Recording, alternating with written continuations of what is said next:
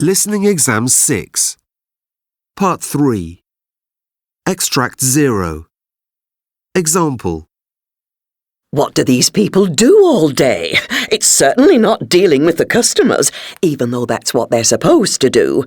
I've spoken to various very polite staff members, and they've done their best, but I keep hitting the same snag. She's not in today. She's in a meeting. She's at a conference and so on.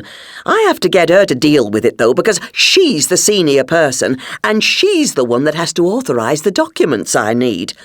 But you just can't pin her down, and that's all wrong. Someone in her position needs to be available to deal with this sort of thing. Extract 1. Well, I opened a new bank account. I filled in all the forms and sent in all the required paperwork, and that all seemed straightforward enough. I was expecting it to take a little while before everything was set up and the account was up and running, but in fact all that happened quite rapidly. What wasn't so good is that they set up the wrong kind of account for me. The member of staff I'd spoken to about this when I first inquired was very clear, but she got it wrong. The manager I contacted said it was a training issue and not that person's fault. Now I'll have to start all over again, which is incredibly annoying. Extract 2. We sat on that train for over an hour, and we had no idea what was going on. It was a really unpleasant experience. You'd have thought they could have told us what the cause of this delay was, but there wasn't a single public announcement to let us know anything. We kept asking the staff on the train what was going on, but they all said they were as puzzled as we were. We asked them to contact the driver, but if they did that, we never heard anything. In those sorts of situations, people ought to be kept up to date with what's going on. But we were in the dark the whole time. Extract 3. I had some problems with my email, so I got in touch with the server.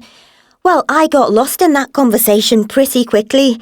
I couldn't follow what the person at the other end of the phone was saying at all. He was one of those people who assumes everyone knows all the technical terms and all that, and started getting annoyed with me when I asked him to repeat things or simplify them. He talked to me as if I was a complete idiot. Not exactly the right approach for customer service. I'm so cross about it. I'm going to try and speak to his manager. Extract 4. I rang up to change my tickets, and you wouldn't believe how hard it was just to get that done. First of all, I had to go through a whole nightmare of pressing buttons and giving details into the phone in response to all sorts of automated questions, most of them totally unconnected with what I wanted to do.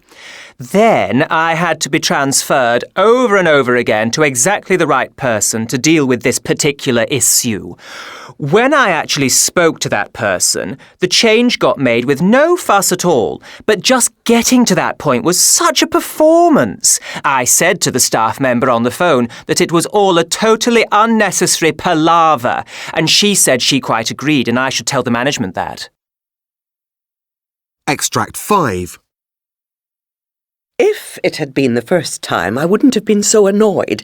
But I keep having to call in the IT experts to look at the thing. It's very frustrating, because it holds me up and means I get my work done much more slowly, and sometimes I have to rearrange deadlines. Of course, I don't know the first thing about computers, so I have no idea why it happens.